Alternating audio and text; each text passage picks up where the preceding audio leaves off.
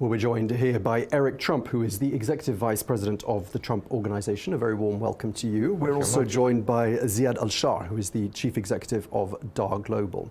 Let me start by asking you, Mr. Trump, how many years have you been coming to Saudi Arabia, and how have you seen the skyline of cities like Riyadh evolve over the years? I've been coming to the Middle East for many years, 20 plus years, and I've been coming to Saudi for 6-7 years at this point. Been here many, many times, and love the country, love the people, love the projects that we're embarking on. Dar, Ziad, the entire team, they're incredible. They're the best in the world at what they do, and we're partnered in a lot of different places, but we had an unbelievable success in Jeddah, as I think you know very well. We're building one of the most beautiful buildings anywhere in the world in Jeddah, right on the water. We're incredibly proud of it. Obviously, we're coming into Riyadh in a very big way right now.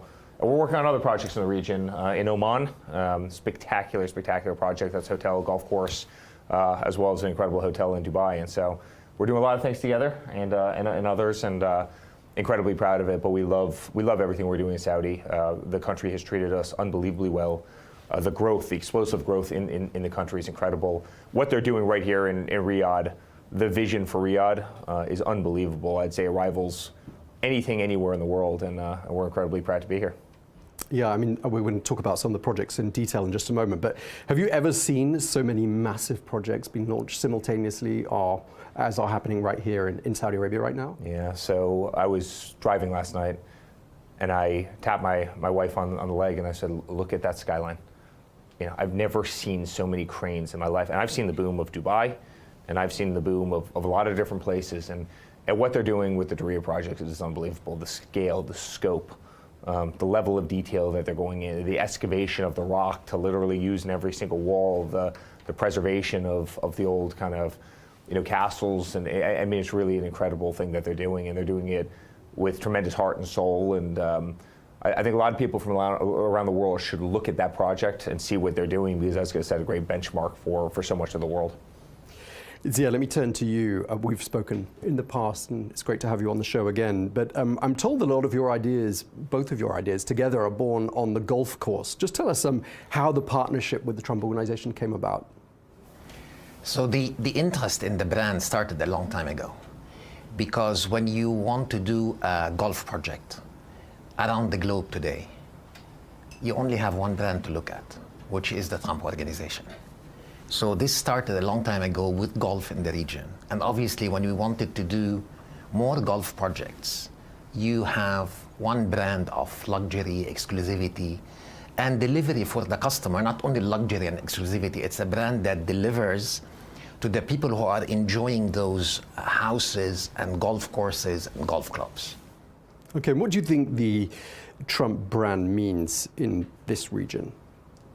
So, when you look at the brand, since its inception, it has always been a brand synonymous with exclusivity, luxury, delivery to the customer, enjoyment, and going into a Trump property has always been like going to an event. Not just, having a house or enjoying a round of golf, it's just going to an event. So it's always like an eventful brand that people enjoy. Yeah, and we've seen it firsthand. How does the partnership work? DAR licenses the Trump name. How does all of that work? They're a local partner in our region. There's markets that we have tremendous expertise in. There's other markets where it's going to be much harder, right? Culturally, language barriers, type of construction, type of zoning, how you absolutely navigate. So it's really important for us to have a local partner in a region. You come into the Middle East, you want to have the strongest company, and DAR is exactly that, and so it works really well. Our architects, our engineers, our interior designers, our sales team, obviously marketing efforts, media efforts, everything is coordinated. I mean, we're effectively one team, and obviously we're going to operate the properties, we're going to manage every aspect of them, we're going to operate the golf courses, we're going to operate the hotels, but it's great to have that institutional boots on the ground knowledge of who's going to be your best contractor, who's going to be your best civil engineer, who's the best people to bring this to life, because listen, real estate's incredibly local, and so no different than we'd be the best person to do that in a New York or a Miami or a Florida. There's no better company in the world to execute that vision in the Middle East than Dar and Ziad. And Ziad and I have worked together for a long time, a very long time, and I mean it when I say this, the best the most professional, the most fun. That matters to us, right? I mean, we can do every project in the world. We have the option of doing every project in the world, and we're really, really selective on the projects that we undertake. Very, very few. I don't want to be one of the big brands. I don't want to have 14 hotels in every city. I want to have one, and I want that hotel to be the absolute best. I want to have one golf course, and I want it to be the absolute best in every country. We're about building icons. That's all we want to do. We want to build the most iconic projects anywhere in the world, and that's who certainly Ziad is. That's what Dar is embracing on doing, and that's why I think we're gonna win this race. We're gonna win the race on price per square foot. We're gonna win the race on absolute quality, and we're gonna have a lot of fun doing it. Yeah, if there's anything you'd like to add to that, because I mean, we had Mr. Trump saying there, you're one team, two strong names, but what sets you apart in this crowded market with all those cranes we were just hearing about? You see, I want to deviate a little bit from the pure real estate play, because we are embarking this month in particular on something that we've been waiting for years, which is the opening up of the Saudi market for international investment.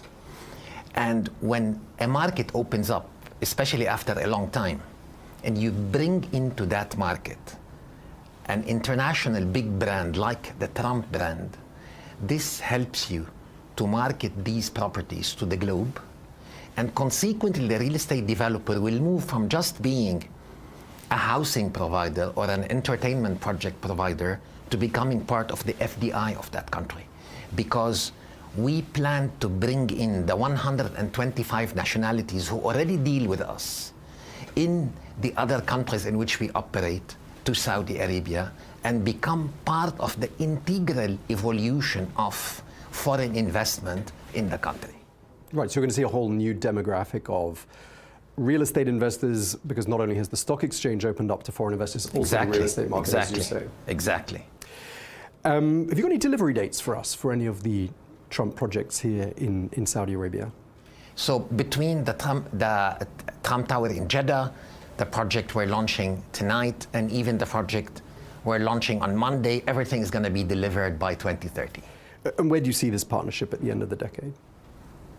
I don't see it at the end of the decade. I don't see the end to something that is really working, that is delivering to the markets, to the countries, to the customers.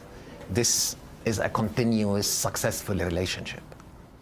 I've heard you, Mr. Trump, expressing frustration with the business environment in Europe, and how there's a lot of regulation, a lot of red tape gets in the way.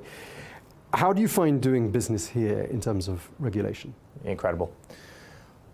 It pains me to say that. I've got a lot of property in Europe. You know that very well. I've got property in Scotland. I've got property in Ireland. We've got property all over the place. And Europe has lost its way. And my mom was European. I pretty much grew up in Europe. Everything's a no. Everything's a struggle. Everything's difficult. Everything's expensive. Energy. They've lost their energy policy. And everything is incredibly difficult, and it's really, really sad, because Europe is an incredible place with incredible people, but everything is difficult when you're developing there.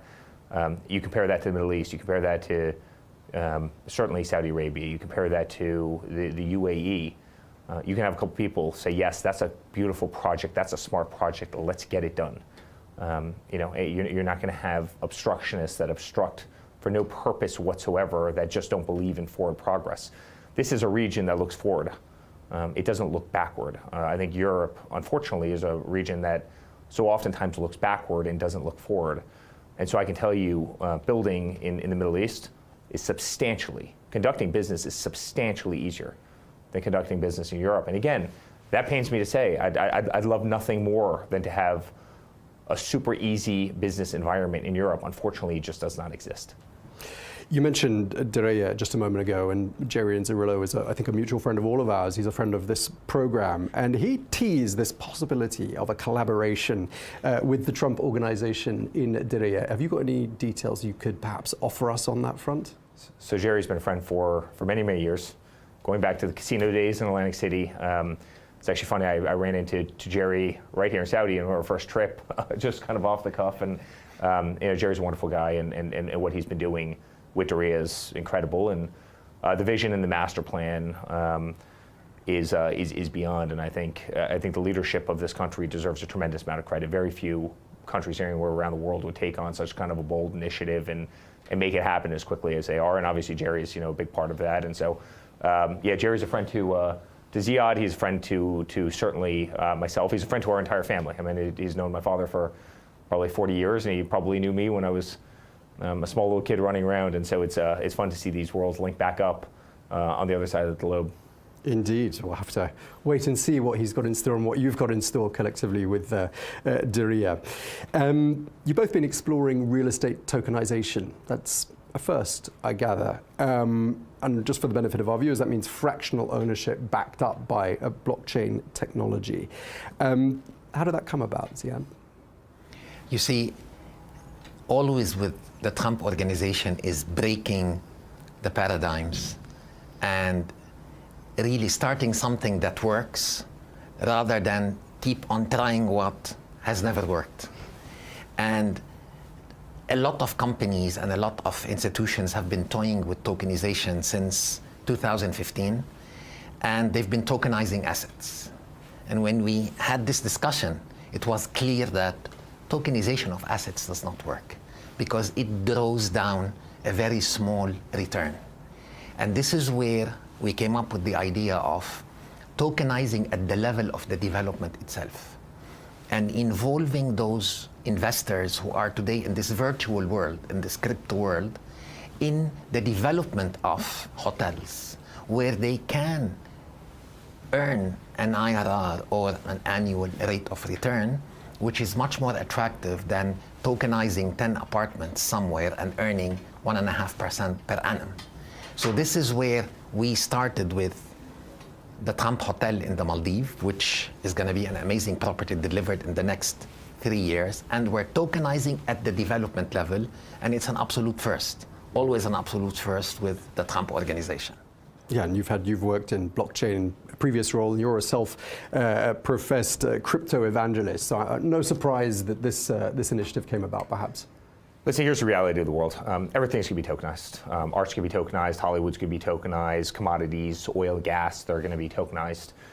The way money moves around the financial system is going to be very, very different. It's very different today than it was 3 years ago. And I personally believe you probably won't have the SWIFT system in a 5-year period of time because there's nothing that blockchain can't do better, faster, cheaper, more transparently. You have some of the greatest digital asset classes. Look at Bitcoin, probably the greatest return of any asset class anywhere on earth, about 70% a year on average, year over year. For the last 10-year period of time, you look at the development of stablecoins and the ease of use of stablecoins. This is getting ingrained in people, and so there's no doubt that real estate's going to become tokenized, and that's exactly what Ziad and I are working on in a very big way. The way the financial system interacts is going to change. The way real estate is purchased is going to change. In fact, Ziad and I were the first people, and it made tremendous news. I said, Ziad, do you mind if I go up on stage and say we're going to actually accept cryptocurrency for the purchase of apartments for Trump International Hotel and Tower Dubai at the launch? And I said that. The audience went absolutely crazy. And I think there was more articles about that, and we were the first people to do that. Yes, and so cryptocurrency is here to stay. Cryptocurrency right now is roughly where the internet was in 98, 99. That's how much growth there is left in it, and it's exploding every day. Obviously, America's leading the way, and frankly, the Middle East is right behind. It's right there. The amount of love for kind of crypto-based projects, blockchain-based projects, is incredible. And last but not least, there's a lot of problems that blockchain solves for real estate. Title. Why can't all title, instead of being done in some title office using antiquated paper, why can't that be done vis-a-vis blockchain? The way the actual money's paid, the way brokers is paid. There's a lot of things that blockchain can do to simplify and actually really enhance real estate. We want to keep the conversation going and keep hearing more about successes in the real estate world from both of you. Eric Trump, Executive Vice President of the Trump Organization, thank you very much indeed to you. And thank you to you, Ziad Al-Shah, Chief Executive of DAR Global. Thank you. Thank you so much. Thank you. Thanks.